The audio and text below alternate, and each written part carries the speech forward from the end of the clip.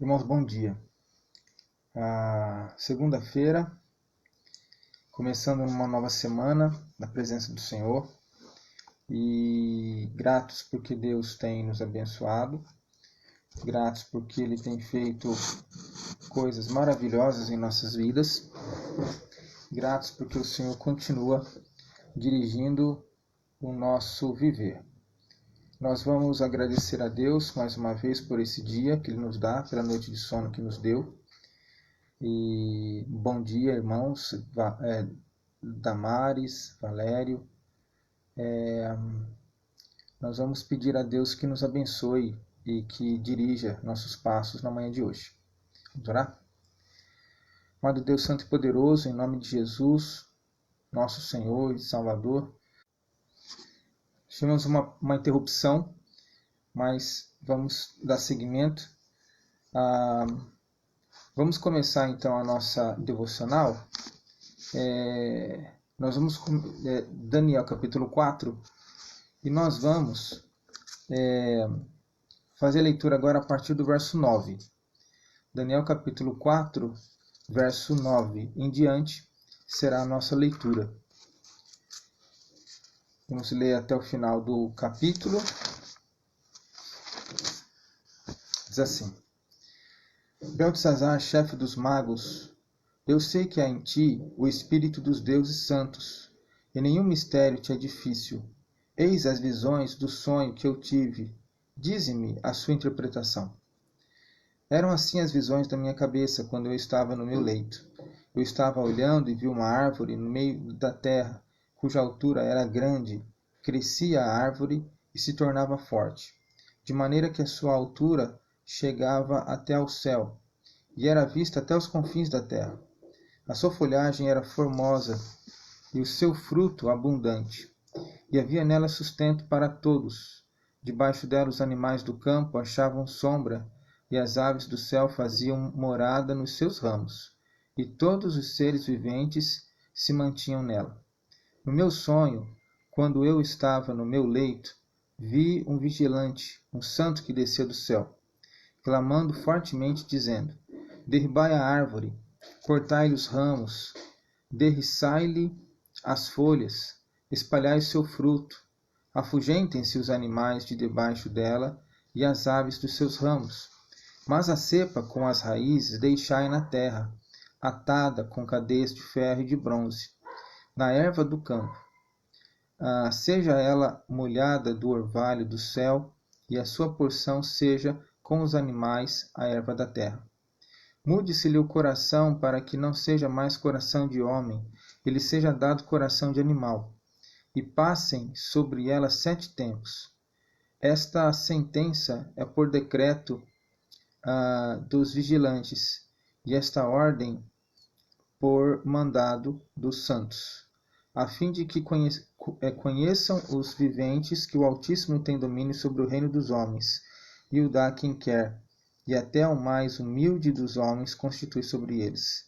Isto eu vi, rei Nabucodonosor, em sonhos.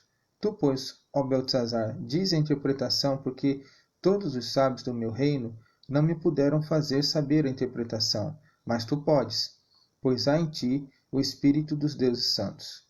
Então Daniel, cujo nome era Beltesazar, esteve atônito por algum tempo, e os seus pensamentos turbavam. Então lhe falou o rei e disse: Beltesazar, não te perturbe o sonho, nem a sua interpretação. Respondeu Beltesazar e disse: Senhor meu, o sonho seja contra os que têm ódio, e a sua interpretação para os teus inimigos. A árvore que viste, que cresceu e se tornou forte, cuja altura chegou até ao céu, e que foi vista por toda a terra, cuja folhagem era formosa e o seu fruto abundante, e em que para todos havia sustento, debaixo da qual os animais do campo achavam sombra, e em cujos ramos as aves do céu faziam morada, és tu, ó Rei, que cresceste e vieste a ser forte. A tua grandeza cresceu e chega até ao céu, e o teu domínio até a extremidade da terra. Quanto ao que viu, ó Rei, Quanto ao que viu o rei, um vigilante, um santo que descia do céu e que dizia: cortai a árvore e destruía, mas a cepa com as raízes deixai na terra atada com cadeias de ferro e de bronze, na erva do campo, seja ela molhada do orvalho do céu, e a sua porção seja com os animais do campo, até que passem sobre ela 7 tempos. Esta é a interpretação, ó rei, e este é o decreto do Altíssimo que virá contra o rei, meu senhor. Serás expulso de entre os homens, e a tua morada será com os animais do campo, e dar-te-ão a comer ervas como aos bois, e serás molhado do orvalho do céu, e passar-se-ão 7 tempos por cima de ti, até que conheças que o Altíssimo tem domínio sobre o reino dos homens, e o dá a quem quer. Quanto ao que foi dito, que se deixasse a cepa da árvore com as suas raízes, teu reino tornará a ser teu, depois que tiveres conhecido que o céu domina. Portanto, ó rei, aceita o meu conselho e põe termo, pela justiça, em teus pecados e em tuas iniquidades, usando de misericórdia para com os pobres, e talvez se prolongue a tua tranquilidade. Todas estas coisas sobrevieram ao rei Nabucodonosor, ao cabo de 12 meses, passeando sobre o palácio real da cidade da Babilônia. Falou o rei e disse: não é esta a grande Babilônia que eu edifiquei para a casa real, para o meu grandioso poder e para a glória da minha majestade? Falava ainda o rei quando desceu uma voz do céu: a ti se diz, ó rei Nabucodonosor, já passou de ti o reino. Serás expulso de entre os homens, e a tua morada será com os animais do campo. Far-te-ão comer ervas como os bois, e passar-se-ão 7 tempos por cima de ti, até que aprendas que o Altíssimo tem domínio sobre o reino dos homens e o dá a quem quer. No mesmo instante se cumpriu a palavra sobre Nabucodonosor, e foi expulso de entre os homens, e passou a comer erva como os bois. Seu corpo foi molhado do orvalho do céu, até que lhe cresceram os cabelos como as penas das águias, e as unhas como as das aves. Mas ao fim daqueles dias, eu, Nabucodonosor, levantei os olhos ao céu. Tornou-me a vir o entendimento. E eu bendisse o Altíssimo, e louvei e glorifiquei ao que vive para sempre, cujo domínio é sempre eterno, e cujo reino é de geração em geração. Todos os moradores da terra são por ele reputados em nada, e segundo a sua vontade ele opera com o exército do céu, e os moradores da terra, não há quem lhe possa deter a mão, nem lhe dizer que fazes. Tão logo me tornou a vir o entendimento também para a dignidade do meu reino, tornou-me a vir a minha majestade e o meu resplendor. Buscaram-me com os meus conselheiros e os meus grandes.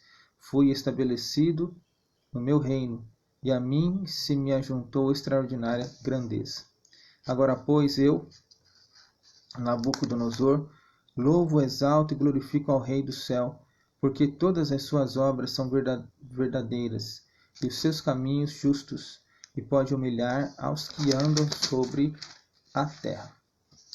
Esse aqui é o relato que o próprio rei faz de si mesmo.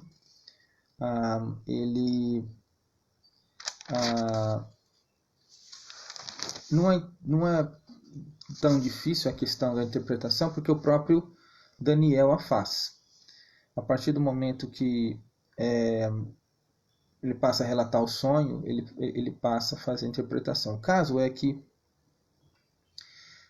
textos daquela época, não necessariamente textos bíblicos, mas textos de historiadores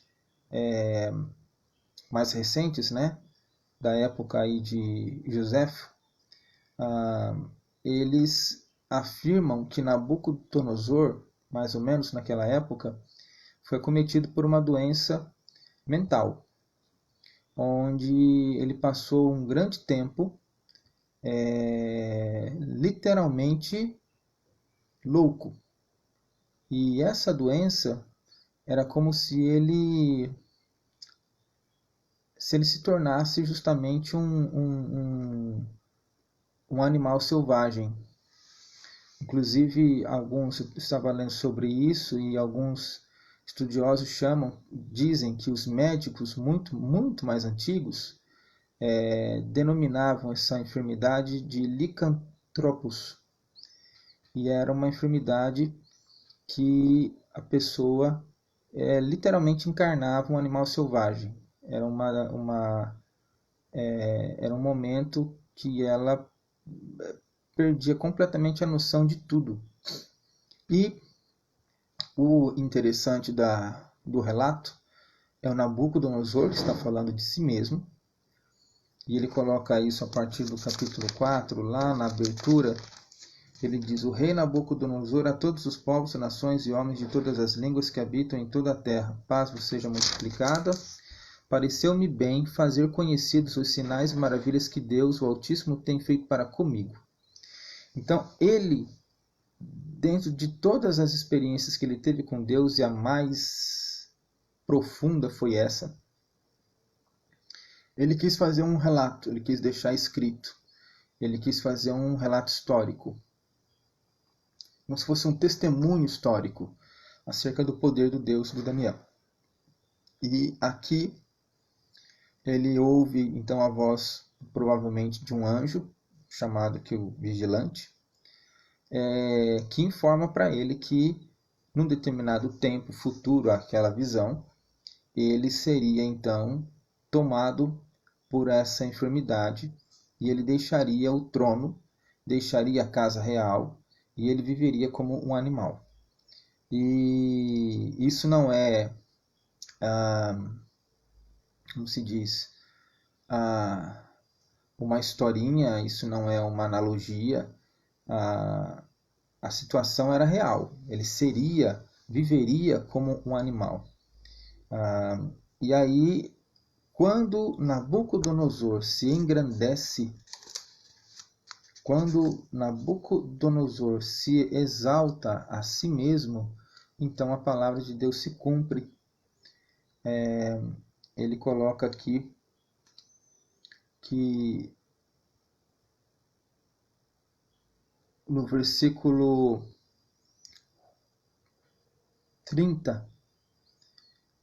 29, ele diz: ao cabo de 12 meses, passeando sobre o palácio real da cidade da Babilônia. Quer dizer, 12 meses depois, um ano depois que ele recebe, ele tem esse sonho.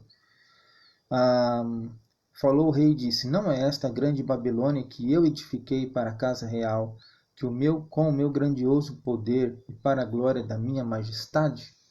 Nesse exato momento que ele se autoproclama, que o orgulho o eleva, então ele ouve a voz dizendo: já passou de ti o reino, ó Nabucodonosor. E aí começa a doença e ele é levado então a momentos de enfermidade. Provavelmente, que o texto não fala, ele diz que seriam 7 tempos. Provavelmente cada tempo seria equivalente a um ano. É possível que ele tenha ficado 7 anos dessa maneira, que são 7 tempos. Então, ele ficou louco. E ele teve um momento, então, no final dessa loucura, que ele levantou os olhos ao céu. A ideia de levantar os olhos aos céus é a ideia de olhar para Deus, reconhecer a grandeza de Deus. E Deus permitiu, no tempo certo, que ele fizesse isso.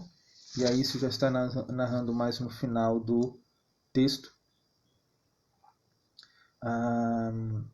onde ele diz que tornou a vir o entendimento, e ele bendisse o Altíssimo, louvou a Deus, glorificou a Deus, e aí ele fez saber a todos os moradores que estavam debaixo do seu domínio o poder de Deus. De fato, foi um testemunho, né, que ele deu.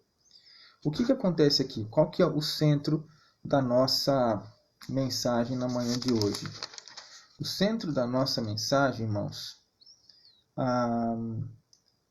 é que Deus, na realidade, ele tem poder sobre todas as pessoas. O rei coloca, ele registra o centro da mensagem no verso 25, ele diz: serás expulso de entre os homens, e a tua morada será com os animais do campo. E dar-te-ão a comer ervas como os bois, e serás molhado do orvalho do céu, e passar-se-ão 7 tempos por cima de ti, até que conheças que o Altíssimo tem domínio sobre o reino dos homens, e o dá a quem quer.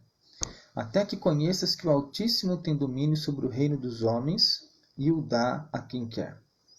Então, o centro desse capítulo é a soberania de Deus.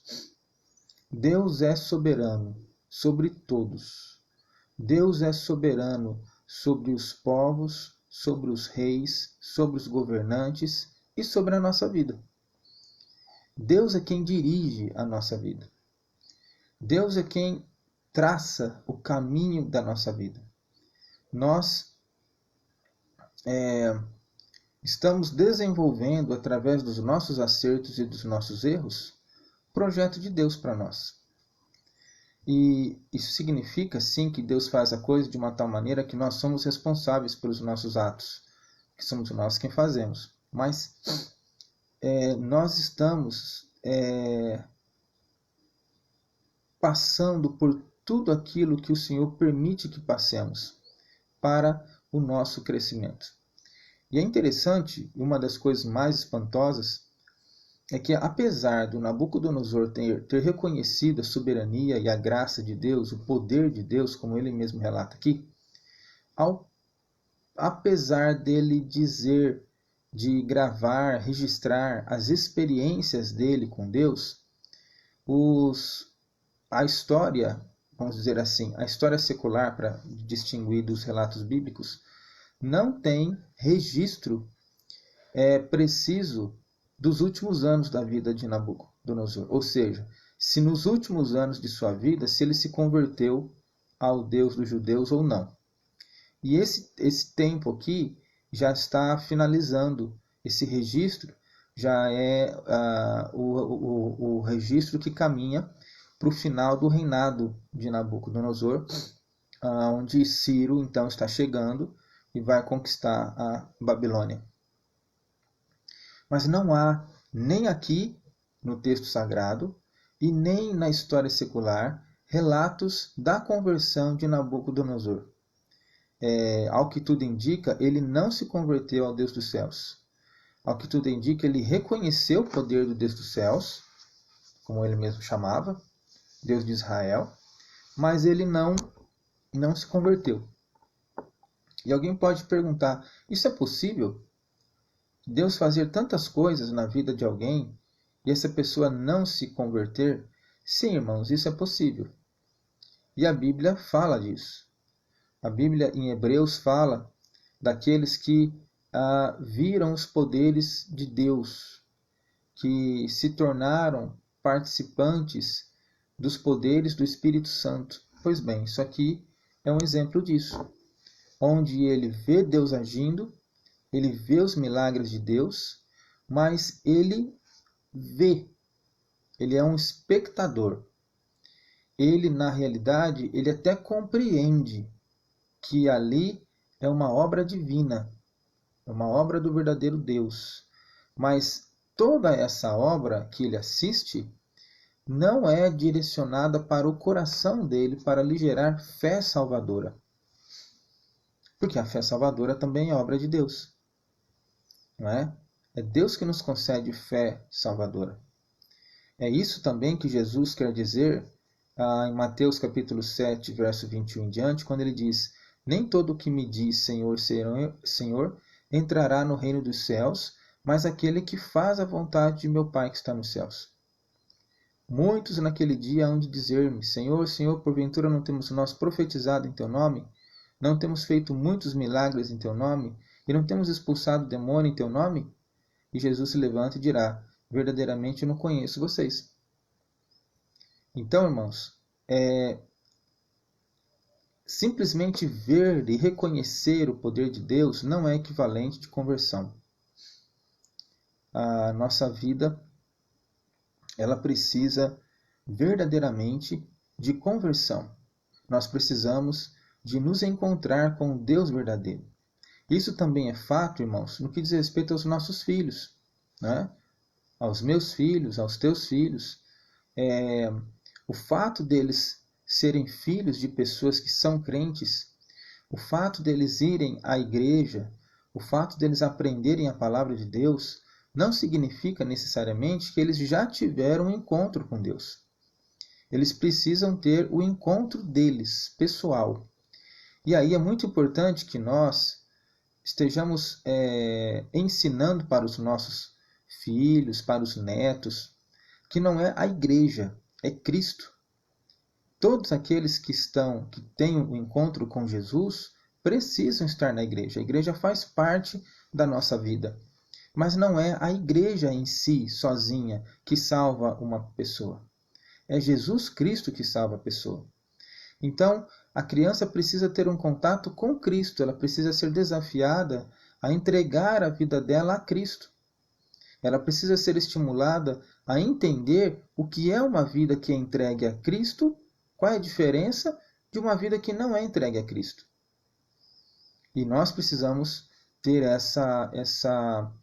esse cuidado com os nossos filhos, com os netos, com as crianças, de ensinar a elas que Jesus Cristo é o centro da nossa vida e todas as pessoas precisam ter um encontro verdadeiro com Ele.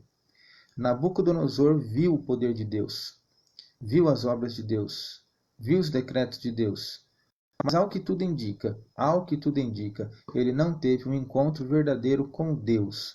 Esse Deus que fez todas essas coisas não tornou-se o seu Deus. É muito interessante que todos os decretos que ele faz, ele sempre coloca o Deus Altíssimo ou o Deus de Daniel.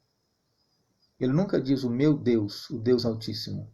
É sempre o Deus do outro, o Deus de Daniel, o Deus de Sadraque, Mesaque e Abednego, o Deus Altíssimo e por aí vai.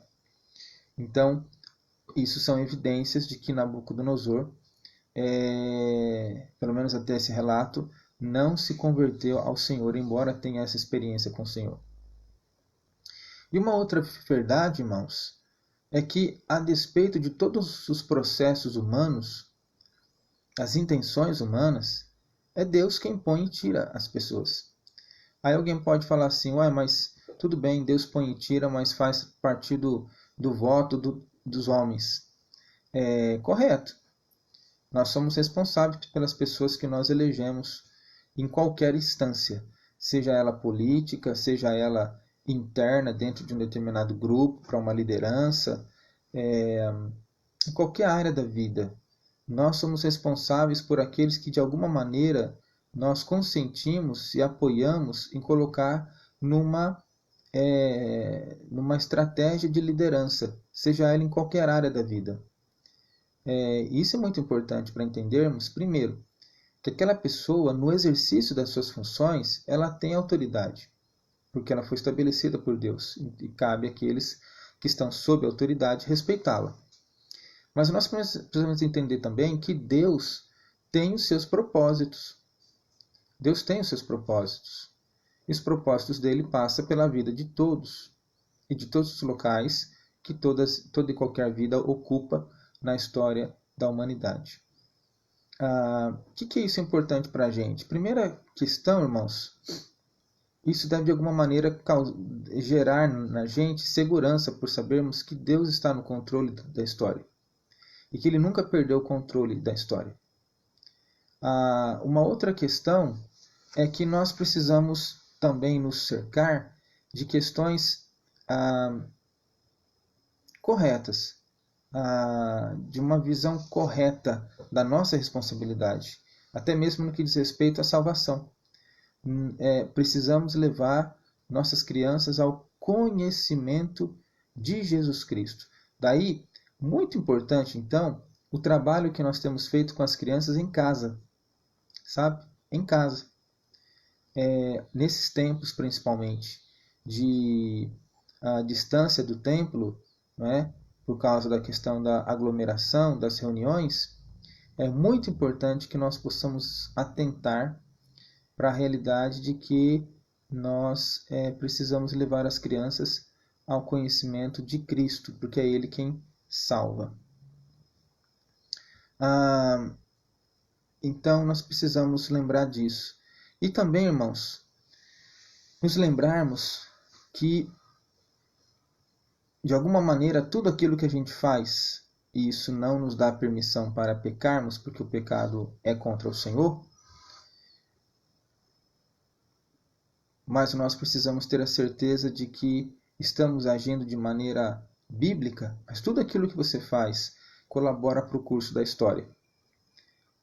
Deus permite as nossas vidas de uma maneira que nós possamos aprender e contribuir com a história com a qual nós fazemos parte. Então pense bem em todos os seus atos hoje. Pense bem nos seus sentimentos. Pense bem na sua postura, quer seja dentro de casa, fora de casa, em qualquer ambiente que você estiver. Porque você é parte integrante da história.